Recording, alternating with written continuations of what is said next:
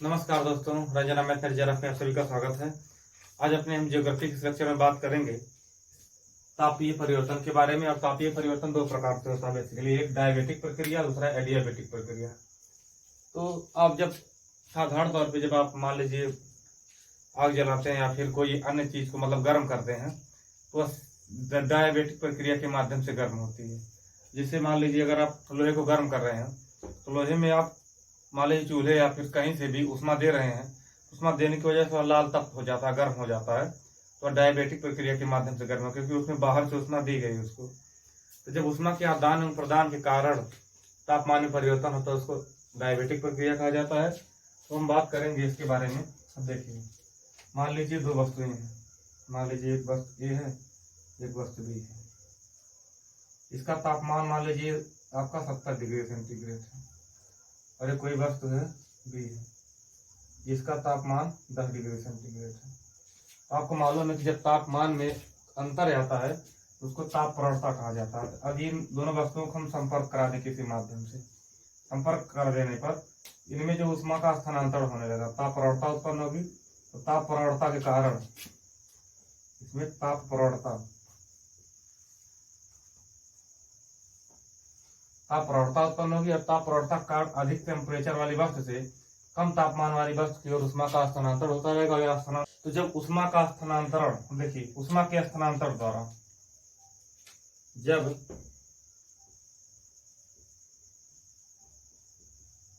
उष्मा के स्थानांतरण द्वारा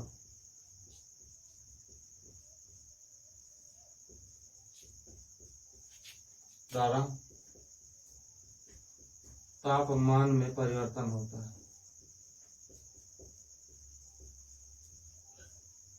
जब उष्मा के स्थानांतरण द्वारा तापमान में परिवर्तन होता है तो इस प्रक्रिया को कहा जाता है डायबेटिक।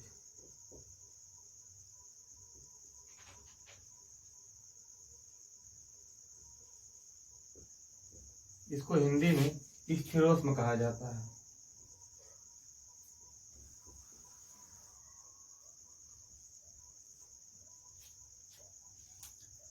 तो अब देखिए, अब इसमें क्या है, अब ये वस्तु जो है इसका इसमें तापमान का निष्कासन कर रही है, उष्मा का निष्कासन कर रही है और ये उष्मा का अवशोषण कर रही है। ये साधारण प्रक्रिया के माध्यम से। तो अगर आप इसको समझेंगे, समझ लीजिए इसके बारे में, ये पॉइंट आपको पता लग रहा है कि जब उष्मा के स्थानांतरण द्वारा, जैसे मान लीजिए कोई वस्तु गर्म है तो धीरे धीरे अपने आप ठंडी हो जा रही है, तो उसका मतलब यह है कि आपके चारों तरफ वायुमंडल है, जो कि वायुमंडल उस वस्तु से उसका वायुमंडल का तापमान कम है। और वायुमंडल का तापमान कम होने की वजह से उस वस्तु और वायुमंडल के बीच में तापीय प्रवणता उत्पन्न होगी और इस तापीय प्रवणता के कारण उसका तापमान धीरे धीरे क्षय हो जाएगा, धीरे धीरे वायुमंडल में चला जाएगा स्वतः। इस प्रक्रिया को हम डायबेटिक प्रक्रिया कहते हैं।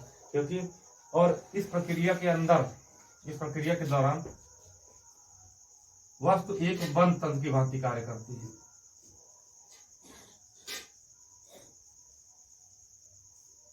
बंद तंत्र, सॉरी, खुले तंत्र की भांति कार्य करती है।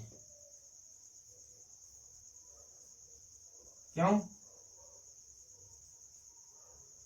खुले तंत्र की भांति क्यों कार्य करती है? क्योंकि इसमें उष्मा का आदान प्रदान होता है, बाहर से उष्मा ली जाती है, बाहर से उष्मा दी जाती है। इस प्रक्रिया को खुला तंत्र बोला जाता है, ओपन सिस्टम बोला जाता है। तो हम बात करेंगे, तो इस प्रक्रिया आपको समझ में आएगी। अब हम बात करेंगे एडियाबेटिक प्रक्रिया के बारे में।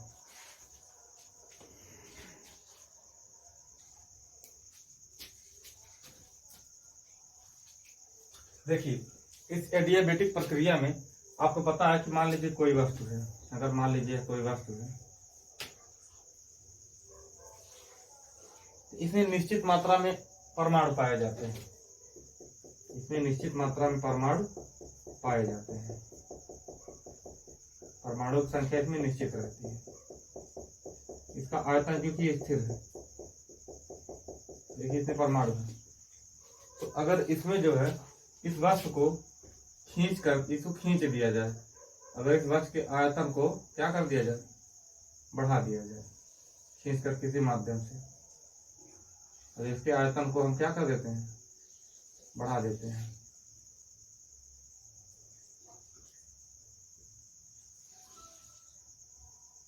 आयतन को बढ़ा देने की वजह से इसके, जब इसका आयतन बढ़ जाएगा तो आयतन बढ़ाने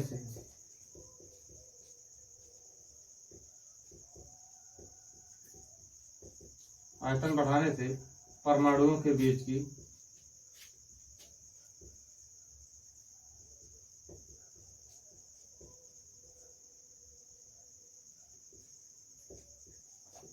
दूरी भी बढ़ जाएगी। आयतन जब हम बढ़ाएंगे तो परमाणुओं के बीच की दूरी भी बढ़ जाएगी, और परमाणुओं के बीच की दूरी बढ़ने की वजह से घर्षण बल क्या हो जाएगा, उनके बीच घर्षण बल जो है, घर्षण कम हो जाएगा। जब उनके बीच घर्षण कम होगा तो आपको पता है घर्षण कम होने की वजह से तापमान जो है, ताप में अपने आप क्या आ जाएगी, कमी आ जाएगी। यह प्रक्रिया जो है, अब इसमें देखिए, इसमें सबसे पहला एक रूल है कि उसमें ऊष्मा का आदान प्रदान नहीं हो रहा है, उसमें ऊष्मा का आदान प्रदान नहीं हो रहा है। पहली बात ध्यान दीजिए। देखिए इसमें ऊष्मा ना तो बाहर से दी गई है, ना तो उसमें इसमें बाहर से मतलब ली गई है। अब देखिए, क्योंकि इसमें एक बंद तंत्र है और इस दशा में वस्तु एक बंद तंत्र की भांति कार्य करती है, क्लोज सिस्टम।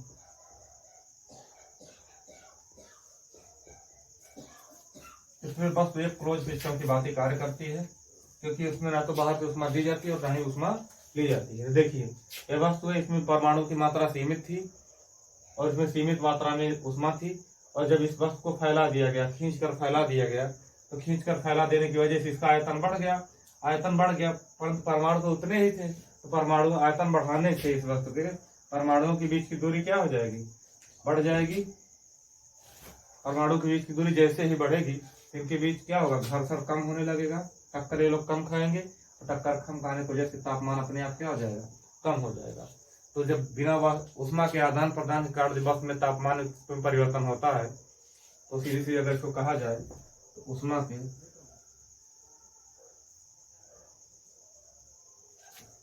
बिना आदान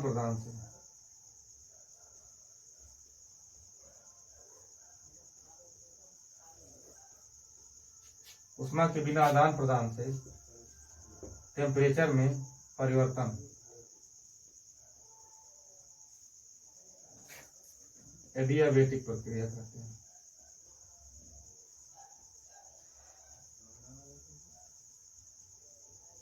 एडियाबेटिक प्रक्रिया कहते हैं। तो सबसे बढ़िया तरीका है, उदाहरण के तौर पर एक आपको शायद समझ में बातें आई होगी, तो सबसे बढ़िया उदाहरण अगर आप मान सकते हैं, एक उदाहरण और ले लीजिए, एक फुटबॉल का उदाहरण आप ले लीजिए। जब फुटबॉल में हवा भरी जाती है, आप देखेंगे, आपको पता होगा कि जब फुटबॉल है, मान लीजिए कोई फुटबॉल है, अगर इस फुटबॉल में पंप द्वारा हवा भरी जाती है, ये कोई पंप है, पंप द्वारा हवा फुटबॉल में भरी जाती है,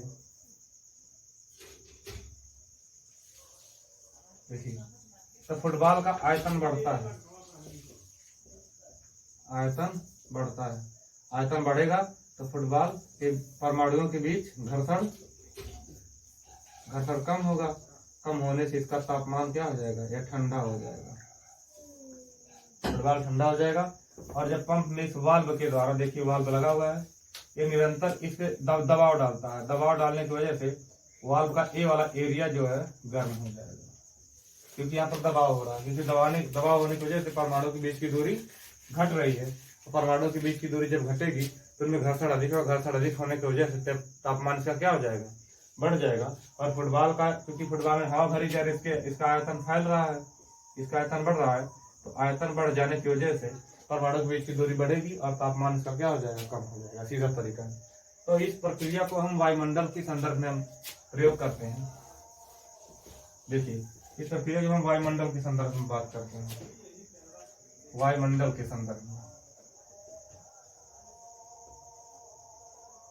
वायुमंडल के संदर्भ में,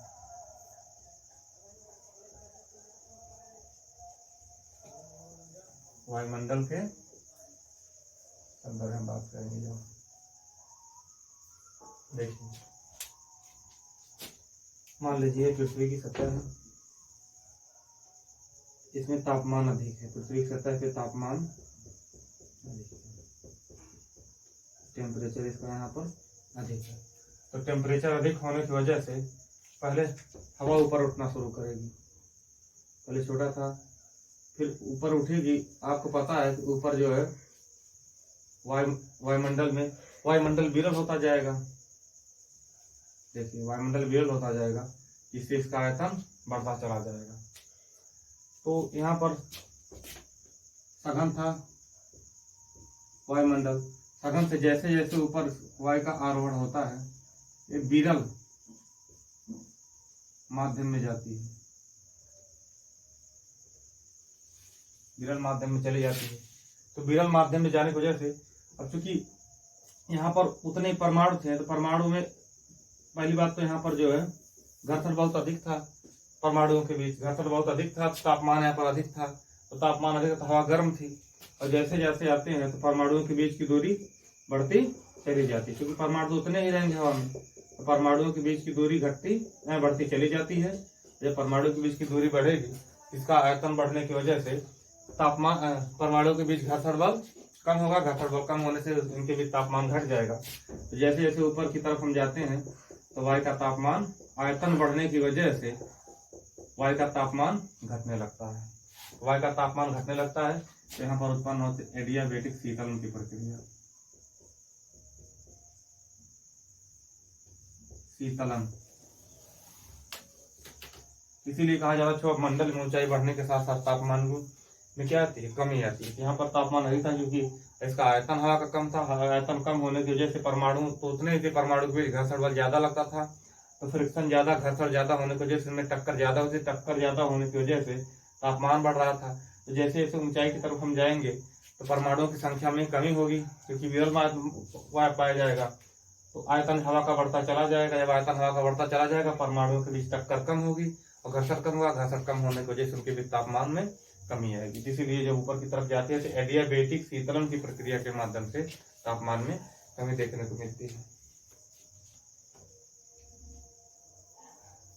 देखिए सबसे बड़ी उदाहरण, ऊपर जाने पर वायु फैल रही है, वायु में प्रसरण हो रहा है, वायु में प्रसरण हो रहा है, वायु प्रसरण होने की वजह से आयतन बढ़ेगा, उसकी वजह से तापमान का कम हो जाएगा। ये तो आप एक प्रक्रिया समझ लिए। अब एक दूसरा प्रक्रिया इसमें समझिए, एडियाबेटिक प्रक्रिया में अब होता क्या है। अब देखिए, मान लीजिए कोई वस्तु या कोई वस्तु है, तो अगर इसके हम मान लीजिए इसके आयतन को, मान लीजिए इसमें परमाणु संख्या सीमित है, इसमें तो है फिक्स है, परमाणु की संख्या इसमें फिक्स है। अगर इस वस्तु के आयतन को क्या कर दिया जाए, घटा दिया जाए, दबाव डाल दिया जाए, इस वस्तु के आयतन को घटा दिया जाए, तो वस्तु के आयतन को घटा देने की वजह से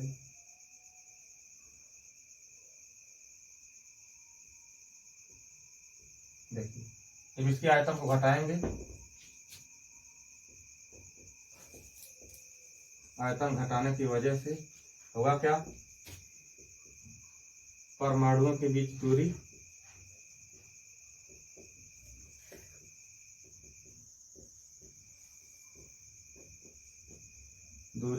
घटेगी।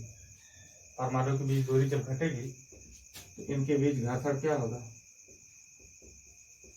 अधिक होगा। घर्षण अधिक होगा तो टक्कर अधिक होगी, और टक्कर अधिक होने की वजह से तापमान अधिक हो जाएगा, अधिकतम हो जाएगा। इस वजह से देखिए यहाँ पे देख पा रहे हैं कि बस ना तो इसमें उष्मा ना तो ली गई है, ना तो मतलब इसमें उष्मा ना तो ली गई ना तो दी गई है।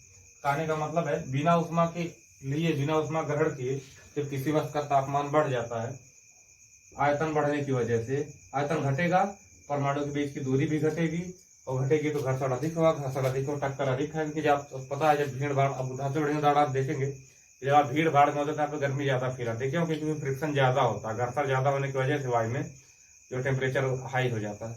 यही कारण है कि जब आयतन घटेगा तो परमाणु के बीच की दूरी घटेगी, और परमाणु के बीच की दूरी घटेगी तो घर्षण बल अधिकतम होगा, अधिकतम होने की वजह से तापमान अधिक हो जाएगा। तो बिना उष्मा के स्थानांतरण से, बिना उष्मा के आदान प्रदान से, बिना उष्मा को दिए हुए बस के तापमान में वृद्धि हो जा रही है। इस प्रक्रिया को हम क्या कहते हैं? एडियाबेटिक ताप परिवर्तन कहा जाता है। तो सीधा सा आप इसको समझ सकते हैं।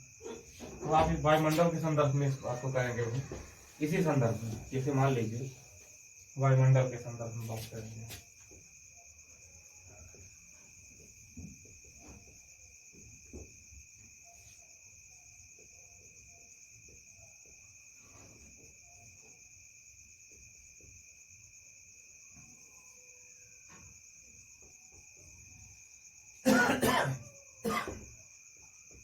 वायुमंडल संदर्भ में देखिए, एक पृथ्वी सतह पुनः फिर उसी भांति चित्र हम बना लेते हैं।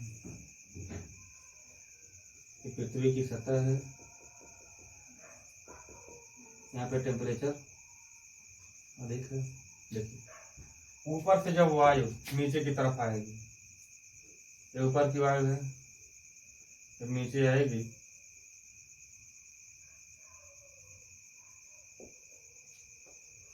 तो आप देखेंगे यहाँ पे वायुमंडल सघन है, सघन वायुमंडल है।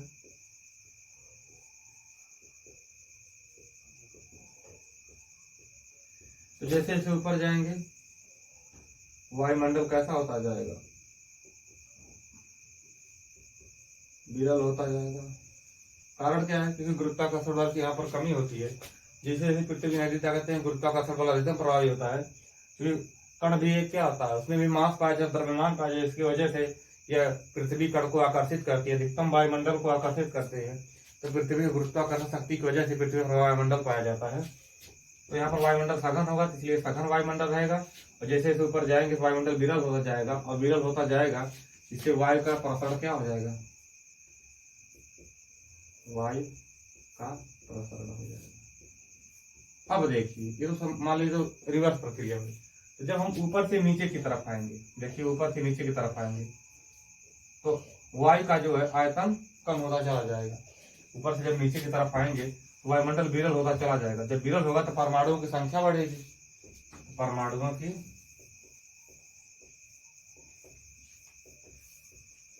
संख्या देख पा रहे हैं आप। मान लीजिए 500 परमाणु इसमें है। अब इसी 500 परमाणु को यहाँ पर भी आना हो, यहाँ पर भी आना हो, यहाँ पर भी आना हो, तो आप देख पा रहे हैं यहाँ पे आयतन ज्यादा था, आयतन नीचे की तरफ आने पे आयतन कम हो रहा है। तो आयतन कम होगा, परमाणु के बीच की दूरी घटेगी। तो घटने की वजह से घर्षण अधिक होगा, टेम्परेचर अधिक हो जाएगा। जब ऊपर से वायु का जब अवरोहण होता है, तो वायु नीचे की तरफ उतरती है, तो ऊपर तो ठंडी रहती है बट नीचे आने के बाद उसका तापमान अधिक हो जाता है। इस प्रक्रिया को एडियाबेटिक ताप परिवर्तन कहा जाता है। तो बस दोस्तों यहीं तक हम अपने, आप हमको आशा है कि आपको यह टॉपिक पूरी तरह से समझ में आया होगा। तो अब हम अपने अगले लेक्चर में हम बात करेंगे आर्द्रता, आर्द्रता के प्रकार, आर्द्रता को प्रदर्शित करने की विधियों के बारे में। तो बस हमारा लेक्चर यहीं तक। हमारा लेक्चर देखने के लिए आपका बहुत बहुत धन्यवाद।